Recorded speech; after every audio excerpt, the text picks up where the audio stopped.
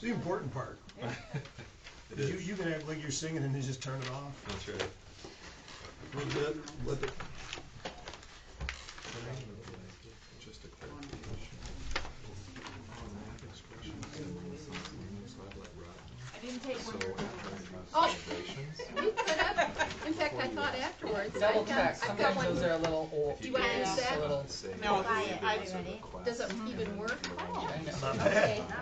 Because I caught one in the mailroom this morning, but didn't even. And then what we do is put them back in the container. I'm like, it's really hard for me to throw Let them somebody away, but else. Yeah. I think they're old. Yeah.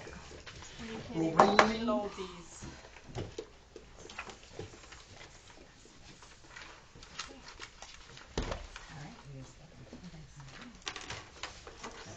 Keys away.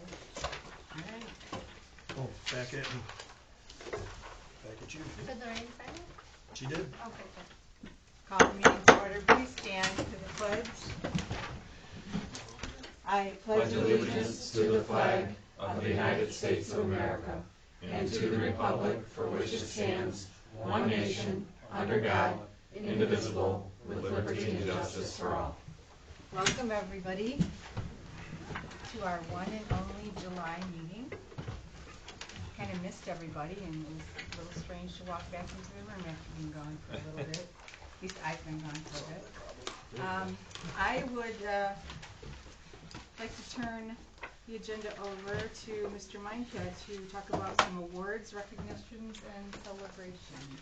I would just like to take an opportunity to publicly thank Jill Jurkovic, who is retiring after 45 years of dedicated service to our district. I don't know many people in my professional life that I've walked across that have served for 45 years. So that's amazing. And probably what's more amazing, I was talking with Mrs. Corbett, and she explained to me that she remembered every single child's name that she ever taught. Even kids from the 70s now that are adults are coming back, and they will say that about her. So I'd just like to honor her, and we'll have to do something because she just retired. We'll have to do something when the staff comes back, but just to celebrate her years of service. So we'll have her come back for the first day. There you go. Yeah, that would be great. fun. My children had her as well, and she always asks about them. She's very kind. And my children are 30-ish. So. Anything else? Okay. All right. Moving on. We have a consent agenda. Lorraine, I understand you had a question on D and E, the Renaissance Learning and Math Expressions. Yes, I just would like Mr. Heatherton to give us just a little update on those, yeah, please. Absolutely. So Renaissance Learning is our annual update. Renaissance is the company that is behind our STAR testing. So all of the STAR reading and math that Jody presents on every year is purchased through Renaissance, and so it's our annual update. Looks to be just a little bit less than what we did last year, coming in at $34,000. And so those licenses are K through 11th, and as you get down into the early years, you got early literacy type services for reading, and then in second, I think it's regular reading all the way up to 11th, and then math stretches K11 as well. And so there is actual breakdown at grade levels and products, but total $34,868.28. And Math Expressions is also an annual renewal. I think we're in our fifth year of renewing Math Expressions. Math Expressions is the workbook that we use for our K-5 math program. If you recall, about 5 years ago, we did a real detailed investigation into moving away because our math scores were low, and we tried to compare a bunch of programs. We let a yearly charge. We picked Math Expressions, and we decided to go with consumables as opposed to textbooks. And so good news this year, $732, so close to 20% savings on Math Expressions this year. Thank you. Yeah. Thank you very much, Rod. I'd also like to add under C, under the consent agenda, to add Jill Jurkovic's name to retirement effective June 30th, 2017. Okay. Any objections to that? Okay. Thank you. Thank you. With those changes, I'd entertain a motion to approve. So moved. Mike? Support. Lorraine, any comments or questions? Hearing none, those in favor say aye. Aye. Any opposed? All right, back to you, Ben. Well, I wanted to give a little bit of an update. Mr. Heatherton and I had an opportunity to head out for some of our own professional learning and development last week. We were out at the Center for Educational Leadership conference, and there were some excellent sessions, and I wanted to just kind of give you a heads up on some of those things. One of the things, anytime I go to a conference, I think, some of the teachers will say, oh boy, here we go, we went to a conference, and so there's more work for the principals and stuff. But one thing that I was just really convicted of when I was there was talking with superintendents and professors and district leaders from across the country, and this concept of planning, strategic planning and setting goals as a board. And so as you think about what are our metrics that we're really moving towards as a district, and what process do we have really established for setting goals and setting a direction? And that's something that I would like to start entertaining in the fall as we start to think about where you as a board want to see the district move. I can help guide us through that process, but I think that that's an important part of what we do.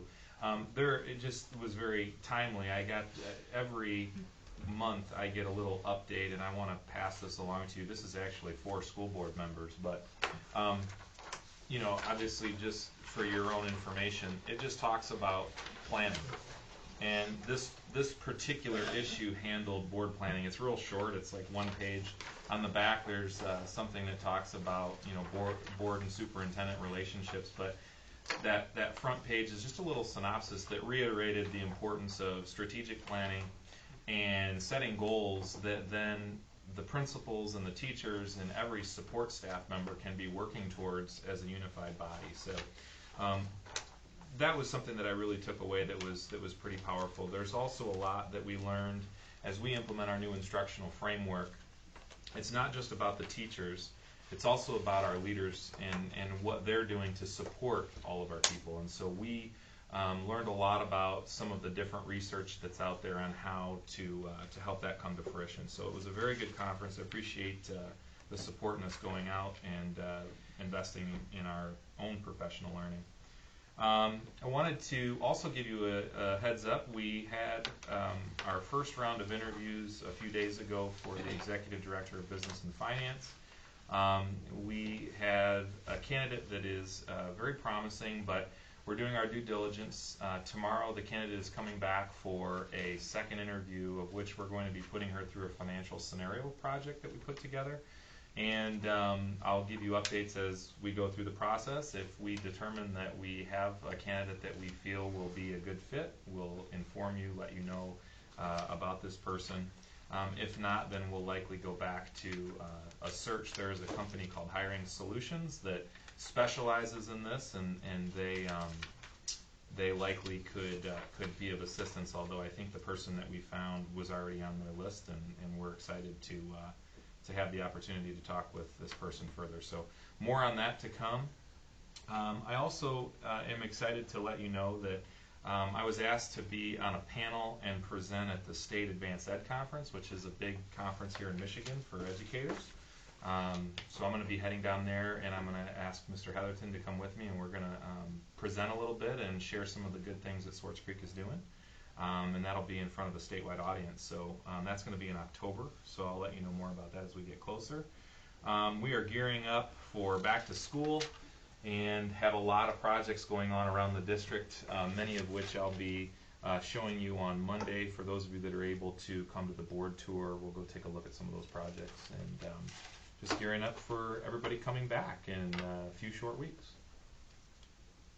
Any questions for Ben? No. Thank you very Thank you. much. Rod, did you enjoy your conference? I did enjoy the conference. It was neat just to be with such a cross section of people across the nation, and the people from the University of Washington were just very accommodating and very. They just ran a very tight conference. At the end of every morning, they had sessions where you kind of broke out, and they had a lot on principal development. So as that's kind of my charge, I went to a lot of sessions on strengths-based leadership, identifying problems that principals could identify in their building that would lead to better instructional practices. So it was pretty exciting. Not to mention the scenery out there was just amazing. And you did a good job on your flight. I did. Not a big flyer, but I made it through. Okay,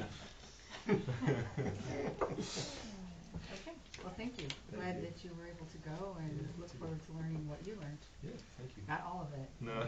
Most of it. Okay, going on, we have board subcommittee reports. We have academic achievement. Lorraine, I think you're gonna, if you can report on building and site. If not, we can wait till Brian's here. He's still on vacation. And am I missing any others? I don't think so.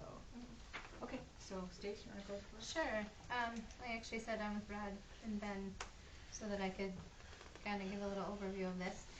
But we talked about our yearly renewals. We discussed math expressions, which is K through 5, and Renaissance learning, which is part of the STAR testing. Those are annual renewals that have already been approved. We went over the 4D instructional leadership growth continuum, and other than that, I'm going to hand it over. But I think you kind of explained some of it to Lorraine earlier, so if The there's anything renewals, else to yeah. add. And Ben can jump in at any point, but the 4D leadership components are from the same research-based philosophy as the 5D teacher evaluation system. So basically, Ben kind of walked through the different focuses on leadership and instruction and culture that we're going to use kind of as a formative protocol to take the principals through. So while the teachers will be spending the year learning best practice instructional practices with the 5D teacher evaluation, we're going to talk to the principals about their leadership and what that looks like on their learning progression, and talk about how we can support them supporting the teachers in student growth. So it's pretty exciting stuff. Anything else? No, I think that was it. Any questions for Stacy? No? All right, Lorraine, did you want to give a synopsis of the building and site meeting? Well, the entry doors at Elms have been ordered and should be delivered the first week in August. Deek partitions will be in, they should be in now, in the restrooms at Deek. A new key system should be finished with middle school, Deek, Elms, and Moorish. And they're going to, the pool regrouting at the middle school is halfway completed. It says we had a few tiles come up, but they have been replaced, so that we are on schedule. The boiler for Moorish will be here in 2 weeks. It says, I wrote down new financial statement was needed, and we're having it outsourced. The boiler? Yes, the labor. Labor and installation will be $11,000. Sidewalks at Elms, High School, and Deek are waiting for another bid to come in. Locker rooms at the high school, we've started painting those. The weight room is being redone. We had to clean that first, and I heard it's looking pretty good. The parking lot patch for the district, tentatively the first week in August. The Gaines arsenic water system is on schedule. It's as of the 10th, it was 2 weeks out. Linden Company is doing that. The PAC band practice field is on schedule for the summer. Elms Kitchen, the electrical was almost complete at the time of our meeting. Sinks and serving lines have been removed. The fire alarm equipment is to be installed in 2 weeks. We have weight room. I've got replacing the floor, paint the walls. We had some equipment that was donated. The numbering on the doors, we're waiting for the facility study to be complete. It started at Elms, and I assume that's moving right along. Yeah, they were in the middle school today, and they've completed most of the other buildings already. So as far as the original, the first run through with the architects, so they should have those prints done very soon. Wow. Yeah, so they're moving forward. We have a dragon going up at the entryway at the gymnatorium doors. Mary Crapo acid wash for the brick. We have actually no word back from the person that's doing the washing, so we're waiting on that. Parking spots, we need to paint each spot, keep it appropriate for a year. We discussed the sign parking, student of the week, student of the month. We talked about purchasing a dragon statue that the kids would be allowed to paint, like they have the Rock at Hamburg Road. Oh, cool. And so Ben was gonna check into some pricing on that and maybe some other ideas there. We had a initial phone call go out to, and I forget the name right now, but it's a landscape company just north of here. It's local.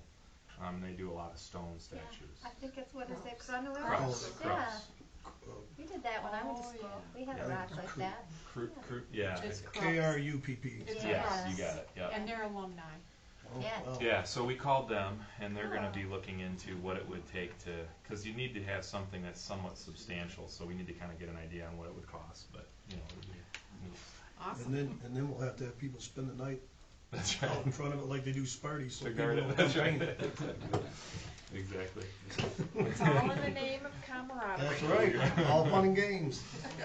I love it. And windows were caulked at Moorish.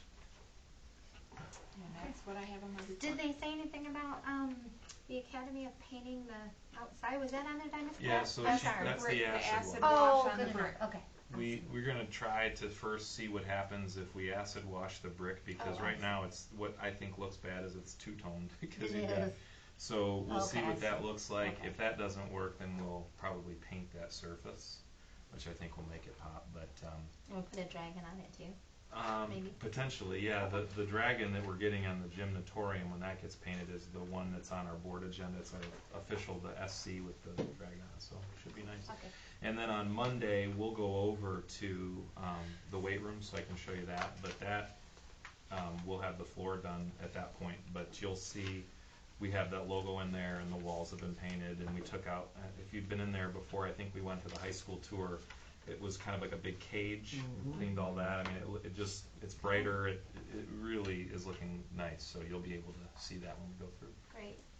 Now with the equipment that was donated, do we need to purchase more, or is that filling all the gap, or? Great question. So building and site funds legally can only be utilized towards structures that are attached to the building. So you can use building and site funds for flooring, painting, you know, even a rig, which is something that we're getting, which is it's actually an attached structure that allows you to put weights and things on. However, the equipment that we had donated for free, which was very generous by the gentleman, is commercial equipment. It's very good. What we'll need to start doing is working with, you know, Coach Fitz on, you know, what types of ways we're going to lay out that weight room. But likely he has talked about having an area where there's machines and some equipment that can be utilized, and then there's going to be some areas to do medicine ball drills and things like that. There's an area for a sled, you know, and all of those things. So likely what we'll have to do at our next building and site committee and then subsequent board meeting is talk about what type of allocation do we want to put out there for equipment for that room when we look at the budget, because likely we're not going to be able to spend, you know, everything that would need to get it all brand new. But I think we could talk about what it might look like to, you know, get some things started, kind of like a phase 1, a phase 2, and so we'd have a plan for a few years out. So I think it's great we got donated equipment. I just Yeah. asked the board member hat question. Yeah. Are we required to make sure that it's safe or in good condition when we receive something like that? Yes, yep. Okay. And so it was actually received from a commercial supplier Okay. who sells this equipment. They were purchased on behalf of another school district, and the other school district was taking I'm not going to use the name, but an extensive time on getting it done, and so they said we need to get this out. They had a connection to Swartz Creek, and they said, and it actually is red and white, so Wow. you know, it's basically brand new. So it's not a ton. It's 3 pieces, but they're nice 3 pieces. Good. They're Yeah. Cybex, and Yeah. so it's a start. But we could receive donated equipment from someone else, but we would just make sure it was safe. We would, and we would also work with that person to get them tax donation receipt and exemption. Okay. Question. Yep. I brought this up a couple years ago. It's never been addressed, and maybe I think the board at the time actually was pretty receptive to it. It would be nice if at some point maybe we could put a board up at the high school near the main entrance that had all of our valedictorians, salutatorians, because it is about academics. Mm-hmm. And yeah, I guess there's more kids to honor than the top two every year, but for some reason, you know, that's kind of the way the game's played. So if that's something we could look into over the next year, because I think that would be nice to, you know, honor the kids that have done that. No, that's a great idea. And it's something, and you know, when you come in and you see our welcoming center, maybe you could look to the right or the left and see, oh wow, okay, this is pretty cool. Yeah, no, So- I think that's a great And I don't idea. think it would be overly expensive. I mean, just little brass plates Mm-hmm. for each year. Yeah. I don't think it'd be overly expensive. Yeah, no, I think that's a great idea. Do we have a wall maybe in the pack? We've got some big walls there. We do. Would that be an appropriate place? Yeah, or even right there in the welcome center as he was describing. I mean, it just, Well, I think it's important for the kids to walk by and see it every day. Oh, absolutely. You know, I mean, not everybody's going to make the top two, but you know, maybe the top 20 will have a little bit of a fight going into it, rather than just, well, you know, I don't care. So I don't know, just a thought. Like I say, it's an academic thing, and I think that's important. And the other question I had was, let's see, be nice here. Why weren't the people that we'd been told for 2 or 3 board meetings we could install the boiler? Why couldn't we install the boiler? that's a good question. I don't know what the answer is to that, 'Cause but I can get that for you. I'd like to know that, because again, that's something we got told for, I know, 2 or 3 meetings, and we were gonna save X amount of dollars, and now we're farming that out. Okay. So more question of who made the decision, and then I guess why was it the wrong decision? That's all. I'll get that to you. Thanks. Okay. Thanks for giving the report, Lorraine. Appreciate that.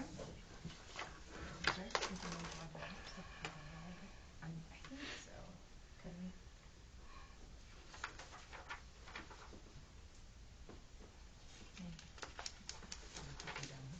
Yeah, that's fine. No, Okay. it's great then. Okay, so next we have informational items on your agenda. We didn't have any questions for the board at our last meeting. And we also have employment of non-certified staff. Do we have any? I don't think so. Okay, so board discussion items, the Neola policy revisions. So, I gave you a book at the last meeting, and we do not need to, this is considered the first read, but we don't need to read every single one of these, but I spent some time going over the policies, and I wanted to just give you some highlights. Even if you just jotted down the policy numbers, you'll kind of know a little bit about what we're talking about. So the first one that we're going to need to address is policy number 2623. And 2623 deals with our student assessments. And again, as you look at the white sheets in your policy, the main issues that you're going to be dealing with are the bold print. So anything that's in bold is going to be something that would be a new or an adjustment to the policy. The big takeaway from that is that on page 2 of 6, and then also page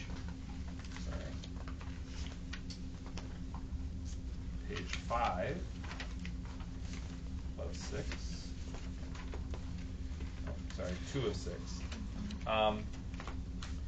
Page 2 of 6, it talks about a valid and reliable screening diagnostic 3rd grade reading assessment. This is the 3rd grade reading legislation that came to pass. So we need to have policy that's adjusted to that. We already addressed that with our STAR reading test, but we have to have that in our policy to meet the law. Policy 5330.02 This is the opioid antagonists, which is an optional policy. As a board, you'll have to kind of think about, do you want to hold naloxone here, or is that something that you'd prefer not to do? I could go either way on it. I think that it's handy to have on hand. It is expensive to keep. All of the law enforcement officers do carry it, and we're not very far from a hospital or anything that you would need. So that's something for you as you're reading through that to think about. That whole policy is optional. The policy 5517 deals with restorative practices, and I'll just maybe make a quick plug. On Monday when Brad Banasic comes, he's actually going to go through those implications and the laws that changed and some different things to make you aware of it. I believe Mr. and Mrs. Ahern have already attended one of his sessions.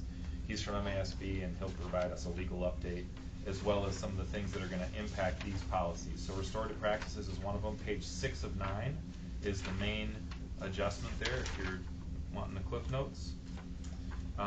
Policy 5610 also talks about suspension and expulsion of students. Essentially, we have a list of things that we have to consider, particularly there on page 2 of 5. And that one is something that deals with zero tolerance. The other one that deals with suspension and expulsion, there's an area on dangerous weapons. There are things that deal with restorative practices and considerations.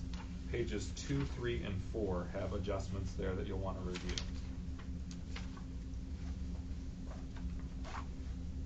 Policy 8330, there are a number of changes in this one. I'll just give you the page numbers because it's 16 pages long, but particularly page 4, page 7 and 8, page 10, and page 12. And this policy primarily deals with foster children, and a lot of the policies that have not, with children that are in the foster system, their parents have been unable to get school information because by policy they were not necessarily given access and rights. So this addresses that. It also has a couple areas in here that deal with student emails and parents' rights to their records and things like that. So those pages will highlight that.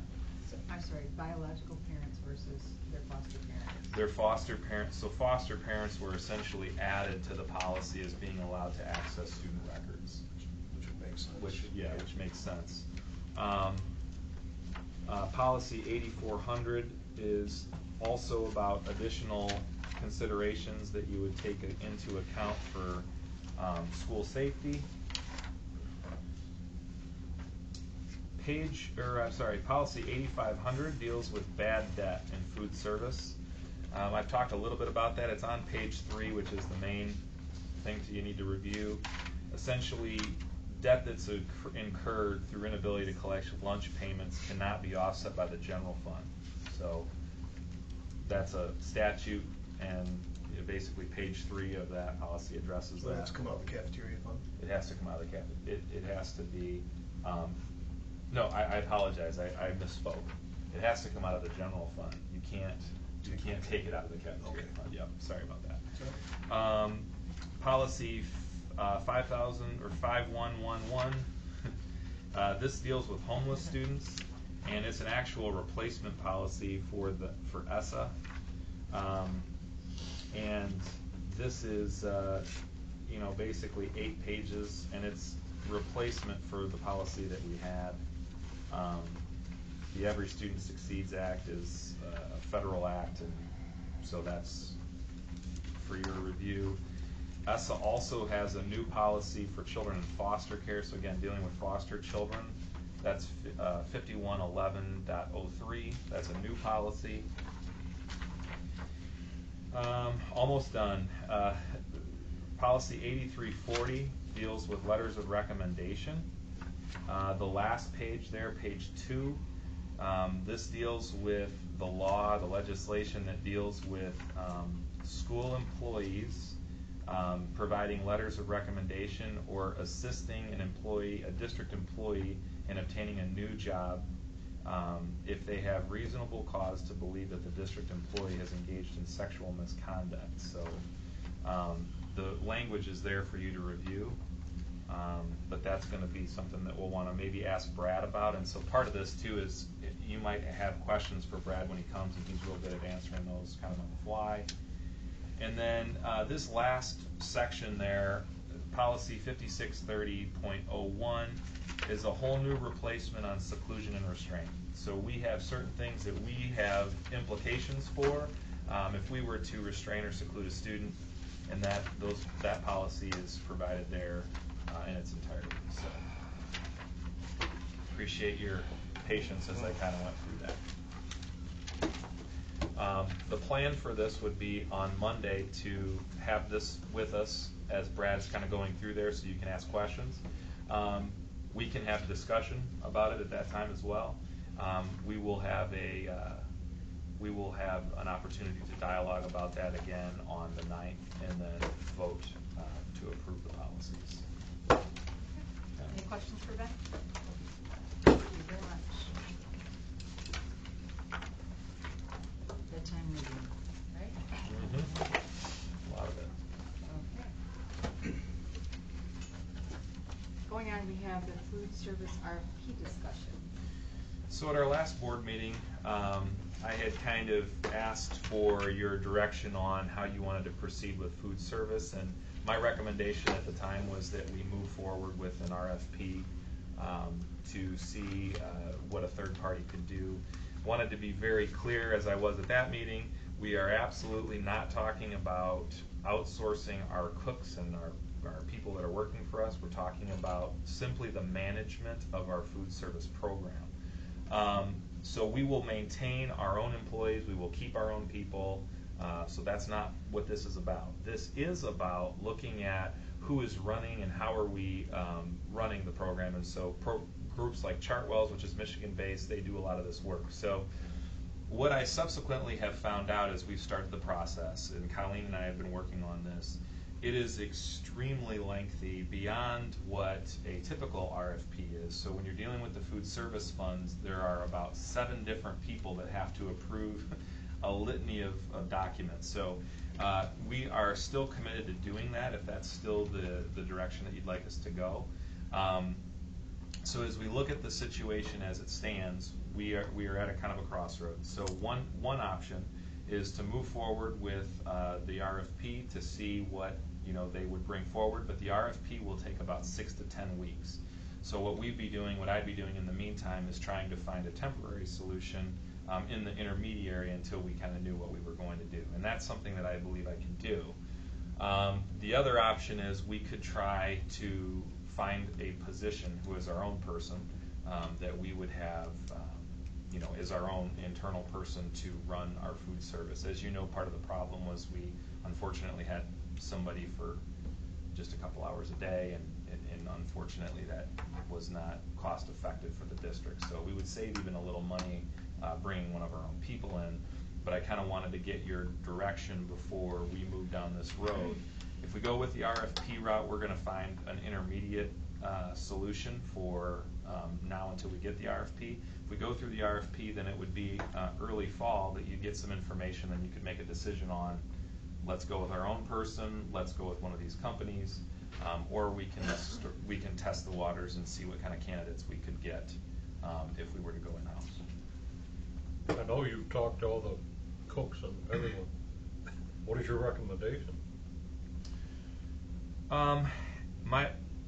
To be fair, I have not talked to all of the cooks, and I think that's probably, I have talked to a number of them, but I think that would be something that would be valuable. They're not here this time of year.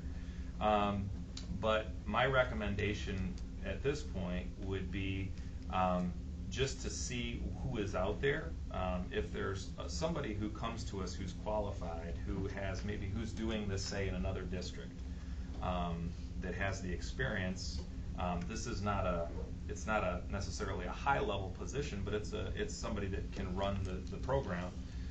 If we have somebody that we like that would be committed to Swartz Creek, well, we would have somebody that we have as our own 5 days a week versus having somebody just a couple hours a day.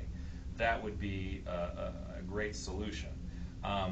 My only unknown is what are the menus and what are the options that a company like Chartwell's might be able to offer.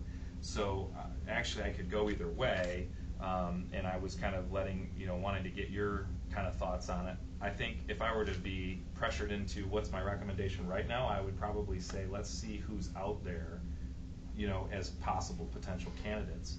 And then if we have people who are qualified who would be good, then we can have more information in a conversation. If we don't, then we can still find an intermediate solution and go with the RFP.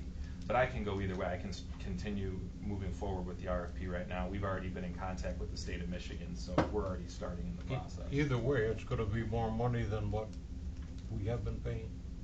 No. No, No? no. We were getting raked over the coals. Yeah, we were paying about 82 grand or something like that. Yeah, we're paying significantly more than what we would be.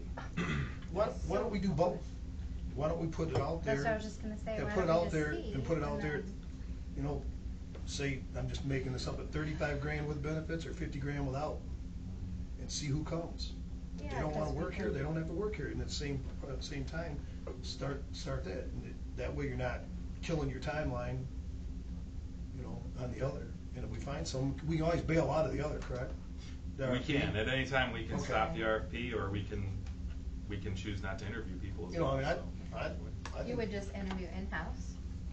Would you Well, we interview certainly out? would interview people that would be interested in-house, Yeah. but we would also be looking at, if there's somebody who's got experience that's maybe doing this in a smaller district or something of that. Okay. I think Don't you, require some training, some particular training or background? It does. In nutrition? Yes, Okay. yep. I think you lowball this, because in reality, it's a 40-week-a-year job. I mean, that's when you actually are there doing something, because you have kids.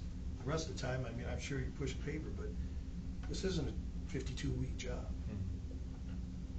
So yeah, we could move down that avenue of having both. Yeah, let's try it. Do you know I think so. anybody who's done like a hybrid, so they have their own staff, but they maybe buy the menus? Oh yeah, that's what we would be looking at. So you buy you have We your own would, staff, but maybe. if we were to eventually- go with a company like Sodexo or Chartwell's, we would have our own staff, but they would be providing they would provide their oversight and the person who's ordering, and we essentially get one bill a month that covers our food costs, all of those things. Our employees are our employees; they're separate. So that would be what we'd be looking to do, which is what a lot of districts have done. So here's a silly question, that I've been asked. So if we went that route, then who would their boss be? Would it be the company would be their? So the company would have somebody that they would bring in for our site.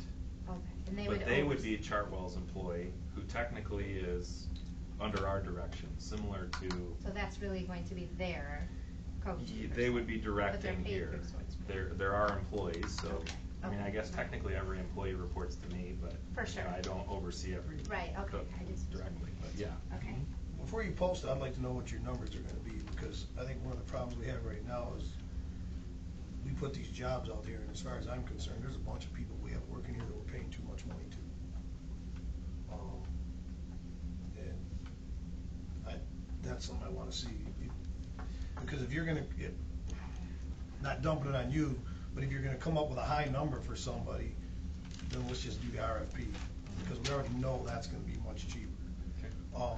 But I mean, if we can, it seems like we're throwing money at a lot of things here that I don't agree with. Well, let's start with, commensurate with experience, and then we'll.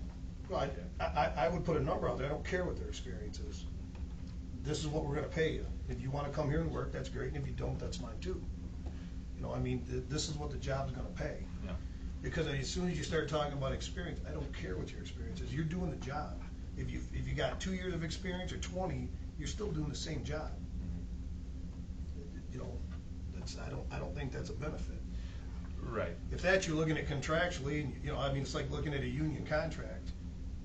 Every so many years, we're gonna give you a pay raise. Well, that's not the case here. Brian, you had a question? I'm just curious if we have any of our cooks that are qualified for that position now. In the past, the cooks would start out and work their way up, to the top here, so. You probably would have some that would be very interested. Well, I think that we have to look at that chart that lays out what the qualifications are. And I certainly would not say that we don't have anybody, because we very well may have people who are, so not a bad idea. Okay. All right. And I think finally we have the handbook discussion.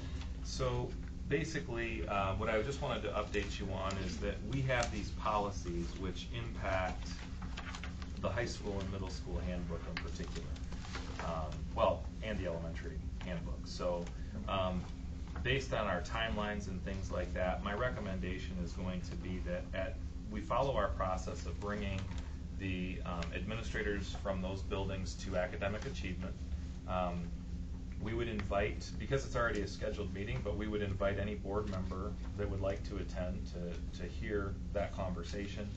We're not going to be making significant substantive changes to those handbooks. The main adjustments to those handbooks are going to revolve around this new legislation that we just talked about tonight, which we'll talk about again on Monday, and then also the dress code at the high school and middle school. So those are things that are being adjusted. So you'll be able to see that in advance, but giving everybody an opportunity to see that at our next academic achievement. And When is that? that is Let me tell you. I have it right here. yes. Thank you. August 7th. And there will be minimal changes. So this particular year, obviously we spent quite a bit of time going over the athletic handbooks this year. So for the high school and middle school, you know, there won't be near as many changes. What time on the 7th? It's always at 8. It's at 8 o'clock. Yep. And that was that was basically it on that, just to let you know that we're bringing those to academic achievement, and I wanted to make sure everybody had an opportunity to see those. Any other questions for Ben? All right. Number 9, board action items, SCEA employment. All right, I'd like to ask Mrs. Corbett to come forward. Good evening. I'm really excited to have the opportunity to introduce Jordan Seek to you tonight. I think he's going to be a phenomenal addition to our Swartz Creek family. Interviews took place last Wednesday with a variety of staff members who serve in a variety of roles in our district, including Patty Reed, who is our lead MTSS aide, and Rebecca Pyle, first grade teacher, who's here, Colleen and Derek from central office, and myself. And the team was in 100% agreement that Jordan should move on to the second round, not only because of his student-centered answers, but because many of us have witnessed him in action with students. You see Jordan worked as a co-op student at Moorish while attending Swartz Creek High School, and then as an MTSS aide while attending the University of Michigan Flint. And we've witnessed the powerful connections that he has with students, whether he was teaching a small group of students who were struggling in reading, or leading math workshop in a first grade classroom, or spending his lunchtime eating with students in the cafeteria or playing basketball with them at recess. And I tried to secure a student teaching position for Jordan at Moorish this past spring, and the University of Michigan Flint wouldn't allow that. They wanted him to have experiences outside the district, and so he did. He student taught this past spring in a third grade classroom in Grambling, and was doing such an amazing job, they cut that a little short so that he could work as a long-term substitute in an elementary special education classroom. One day when Grambling didn't have school and Swartz Creek did, Jordan came back to visit students and staff at our school, and it was incredible to see students running up to him and hugging him. Some were crying because they had missed him so much. I talked to Sue Yates. She's the supervising person who supervises student teachers from the university, and she said that Jordan not only has phenomenal teaching skills and classroom management skills, but of the hundreds of student teachers she has supervised over the years, he's in the top 5. And so I want him to have an opportunity to tell his story, so please welcome Jordan. Thank you. All right, first I'd like to thank you, Michelle, for recommending me for this job, and the superintendent for approving it. And then being part of this district, I'm very excited, but more important, being part of Moorish.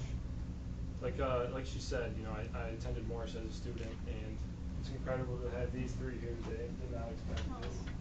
But tragedy actually kind of struck me when I was at Moorish in first grade.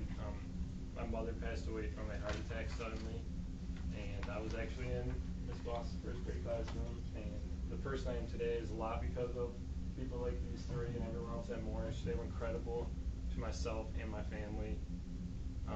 And then as I went on, Mr. Hesitant actually hired me as an intern, like Mrs. Corbett was saying, my senior year in high school. So I'd go there for 3 hours a day in the third grade classrooms, and that's when I learned that, I really can be a positive role model for these kids. So I went on to continue my education in elementary, and I came back and worked for Mrs. Corbett. She was so flexible. I didn't have the best hours to come work at school, but she was so flexible. Whenever I could make it, she was so understanding.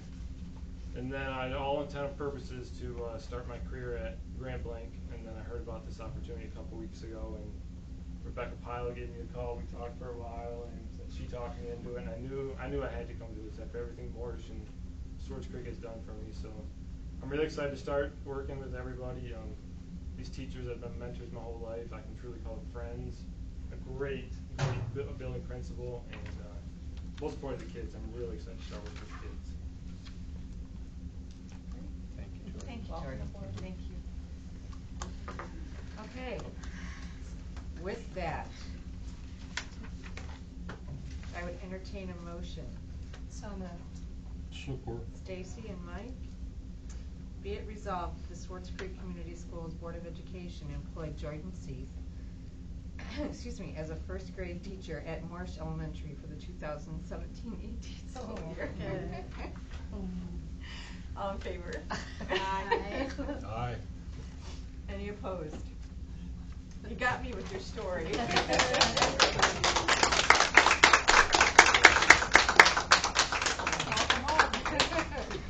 Congrats. Welcome. You'll be Congratulations, George. Congratulations, George.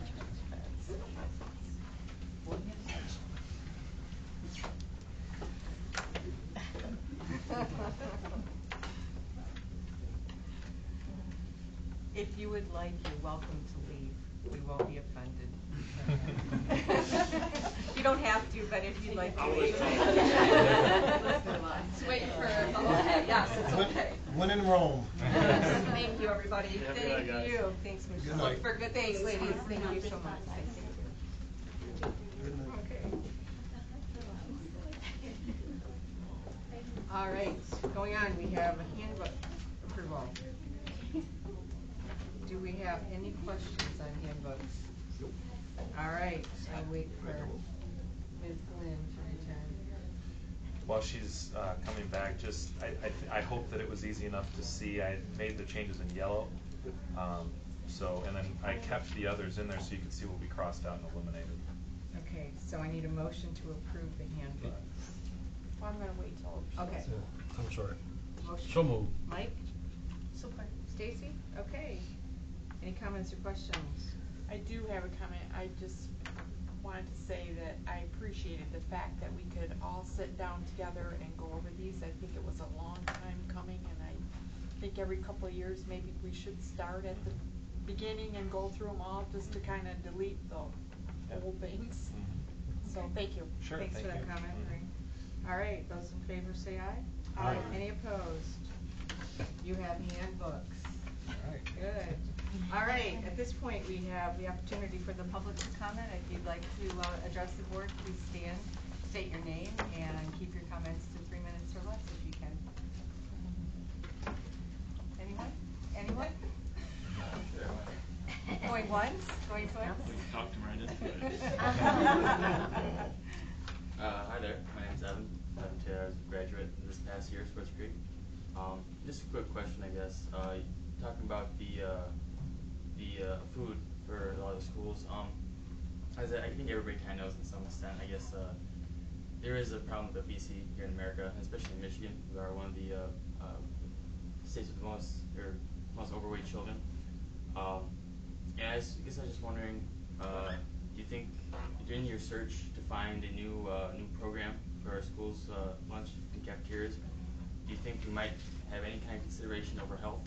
I mean, I know that money's a big problem. We're spending a lot of money on it.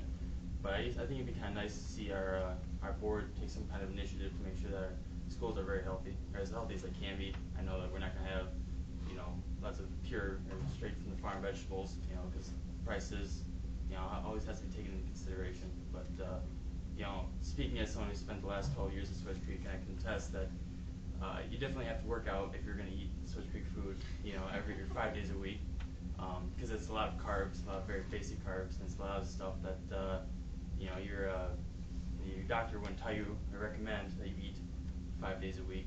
So I guess it's just, food for thought, try to make sure that we can get this as healthy as we can be, because a lot of these students, they rely on this food. They don't have a lot of food at home, especially at least breakfast and lunch. They don't have the opportunity to get that at home. So when you're having 2 every 3 meals a day at a school, I think it's very important that we prioritize health. So. Thank you. So. Go ahead, Karen. Thank you so much. Ben, do you think you could just give him a little insight on our new program with our, I call it the win-win program, but. Yes, actually, I'll let you talk about win-win, because you are very into it's at Elms. Right. So, a couple things. Number one, yes, absolutely. There's actually a policy, or there's a wellness committee that we're going to be developing next year, and that's part of one of the new laws that was put out there. So we'll put together a wellness task force, is what it's called, and we will be looking at those types of things. One other thing, just so that you're aware, it's not exactly in the same line of thought that you're talking about, but we also waste a lot of food. And so one of the initiatives we're looking at this year is it's called a food rescue program, where instead of having so much food that gets thrown away, we know there's still hungry people even in our communities. Right. And so we're looking at ways that we can avoid, things that we can save. Not everything can be saved, but things that we can save that can be frozen. And we're going to have a partnership with our food pantry to do that. But there's another really great program at Elms called the Win-Win Program, and you can talk about that maybe. So, you know that our elementary students, they are required to be given the nutritional things that they're given. And whether or not they like them, they still have to have them on their tray. We have a program at Elms, it's called Win-Win. And if there's something that they don't like we'll say an apple, that they don't want to eat it, there's a basket that they can go up and put the apple in. Right, And then you have a student over here that would like to eat a second apple. Maybe they're hungry, or maybe they want to take a snack home. They can go to the Win-Win basket and take an item out of the Win-Win basket. If they're granola bars or something, some of the teachers can keep them in their closets, and if they have a student that is hungry or they have a snack time or something, they in turn can hand out those things as well. So we're talking about milk that's not open, apples, carrots, things like that. And I definitely agree. That's the kind of mentality that we have to have. But just kind of my opinion, this is just one guy talking. We had a similar thing at the high school. I think it's the second semester of the school. Most of it, we had a little freezer and little baskets. So kids would put their stuff there. And again, this is just me. It's a great idea, but I personally never saw stuff there. I mean, maybe once every 2 weeks, and this is just the high school, so maybe it's different in all the other schools. But just personally, I never really saw, or at least anything significant being put there. So. Do you think the kids threw it away, or did they actually take it home? I mean, the way that because I talked to Mr. Szymanski about it when he was planning on setting it up. He had kids give it, they could put it in a little basket. Then after that lunch, they would give it the next lunch. And then they would put it in the little freezer. They had I can't think of the aide's name, but she was the one in charge of it. And she was the one who would actually put it in the freezer so for kids to use. And I never saw it in the basket to be put in the fridge, nor did I see it in the fridge. So. And just so you know, one of the problems that, quote unquote, we have is so much of this is dictated to us by the federal government that when, what you're talking about, what you may deem as healthy, those folks in Washington didn't see the same plan you had. And that's one of our problems. I mean, when Nick Cheros was on the school board, Nick used to ice crack a joke about once a month about French fries. Why can't we have French fries again? But I mean, it's literally what you get is dictated by the government when it comes to how many carbs, how much protein, how much this, how much that. So when you get that number, and that's what Ben is speaking about, is if we hire this company or we hire a person, we're basically hiring a dietitian so they can follow this and find something to put all that together on a plate for you and go, okay, here's what your needs are. We're not setting those needs. So I mean, you know, your idea is not a bad one. Problem of it is we got zero control over it. No, then with the menu though, with the company, they have their own menu, so it could be a little different than what we've had, yes or no?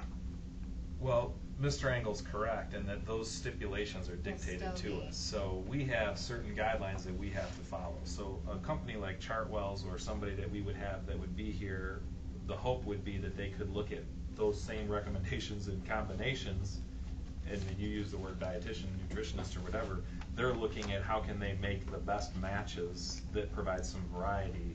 Maybe that'd be a better variety, but I mean, Yeah. it's bad. I mean, it's like I do the school resource officer job out at Linden, and they're using the middle school and high school use the same format. And I'm gonna tell you right now, if you look at a lunch at the middle school, it looks way better than at the high school, and they're playing this, but it's two different buildings, and it's two different people that are ordering the stuff. But I'm telling you right now, it looks like two different lunches. And the middle school lunches are like, wow.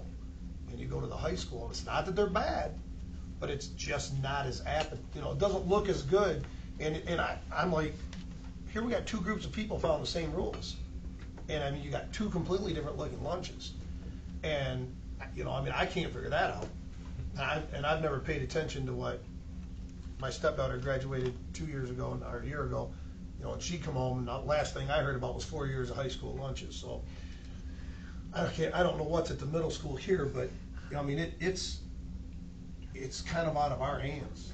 I guess what I'm trying to say is that, you know, it is important. Like, obviously, you know, we're not a district that has money pouring through the door, but I guess as a taxpayer, I wouldn't have a problem paying more or having my taxpayer dollars go to spending more on a program, finding a different program that puts more better quality food. You know, has the same nutritional standards, but you know, if you have, you know, a meal like, say, like the school pizza, you know, it has whatever required protein and carbs and stuff like that, dairy. You know, that still has that same nutritional value, but the problem is, compared to something that's fresh, you know, something that's a lot cleaner, you know, straight from the farm, you know, it still might have the same nutritional values that are required by the government, but at the same time, it has a lot of, like the carbs are different. When you look at nutritional value, you can have the same, you both have meat, both have carbs, both have dairy, but there is a lot healthier versions of each of those things.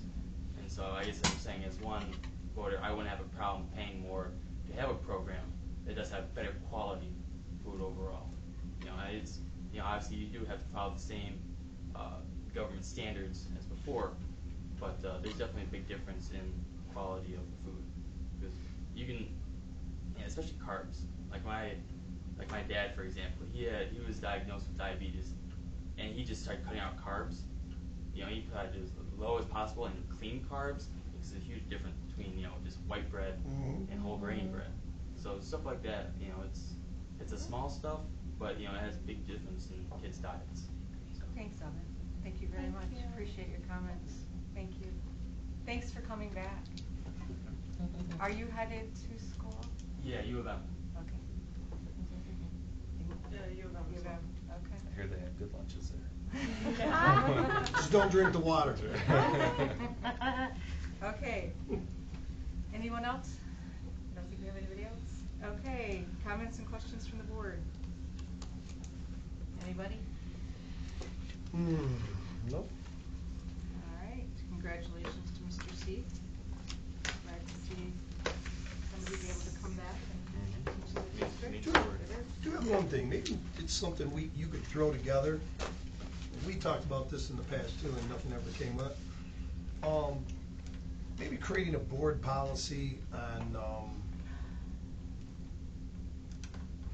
I don't want to say every employee, but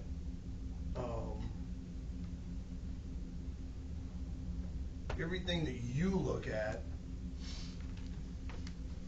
to make the recommendation to hire somebody, we would like to see, from their application to, like here, you know, I mean, one place in here it says all of his references checked out. Checked out how? One of them was one of the people that recommended the hiring. I mean, how did the references check out? I'd like to see that actually that, notes were taken, phone calls were made.